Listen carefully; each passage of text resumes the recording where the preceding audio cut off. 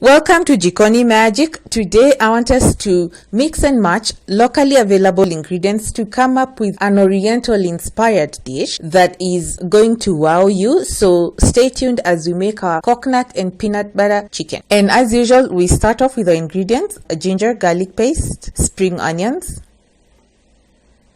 green peas, coconut cream, colored hohos, onions, peanut butter, and this is my chili that once upon a time was green. It's dried up, it's red now, but it's still usable. Lemongrass, which I harvest in bulk from shags, come prep it and then put it in my freezer and use it as needed. My full chicken that is skinless apart from the wings that are still having the skin on, because this is a very rich dish and I didn't want to have the skin adding more fat to it. So let's get to cooking. In my preheated sufuria, I've added very little vegetable oil, just enough for the onions not to stick to the sufuria. I cook for about a minute until they just turn translucent, and then I added my bruised lemongrass. I bruised it so that it could release and infuse its flavor throughout the dish without chopping it up, because no matter how much you cook it, it will never soften up unless you grind it into a paste, and I didn't want to do that. So after about a minute of cooking it, I added my ginger garlic paste,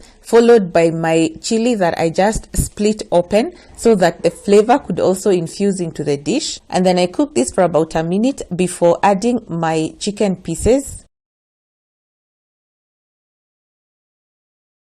Then I mixed everything together, making sure that the chicken was thoroughly coated with the contents of the pan.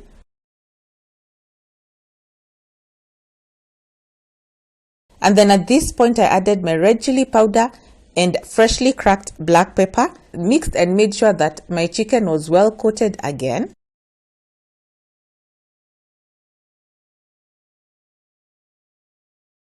And then I added my homemade chicken stock, about a liter of it.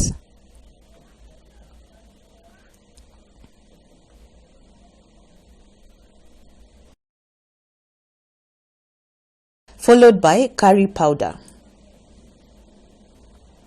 So once everything was well mixed in, I covered the sufuria and left it to come up to a gentle boil.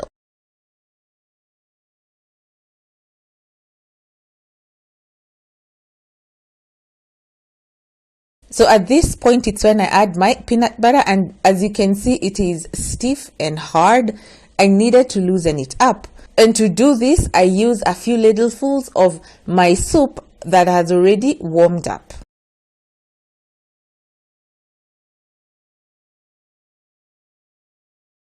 And here it is, already loose enough to a pourable consistency that makes it easy to mix throughout the dish. I also add my coconut cream at this point, and after I've added it, I take my time, make sure that I've mixed everything in very well. And just before covering the sufuria so that the chicken can cook completely, I add salt to taste, mix it in well, cover the sufuria and let the chicken come to a gentle boil, and I leave it that way for about 25 to 30 minutes for the chicken to be completely cooked. So here we are after about 30 minutes. The stew has thickened, and I also know that my chicken is well cooked because the meat on the drumstick has pulled away from the bone. And at this point, I add my ukwaju paste. I've provided a link up there because I already have this recipe on my site. Click on it if you're interested to learn how to make it at home. And then I follow this up by adding a bit of honey because I like this dish being slightly on the sweeter side. You can leave it out if you don't like it. Then add my colored hohos and the spring onions at this point, followed by my green peas that I blanched earlier. They've already cooled down. That's why they're looking all wrinkly, but after they warm up, they're going to really plump out and look really nice. So at this point, I mix everything in, taste for seasoning, adjust it if it's not up to my liking, cover and leave it for about 5 minutes so that the hohos can soften up a bit, the peas to warm up and plump up, and it's ready for serving. And here is my dish already served, looking all yummy and succulent. And in my opinion, the best accompaniment is Moroccan-inspired chapati. The peppery thin exterior that is so crispy, while the inside is light and soft like a pillow and full of layers. And you can actually hear how the outside is so light and crispy. I mean, you just have to try it to believe it. And with that, ladies and gentlemen, kwaheri ya kuonana, keep it Jikoni magic. Goodbye.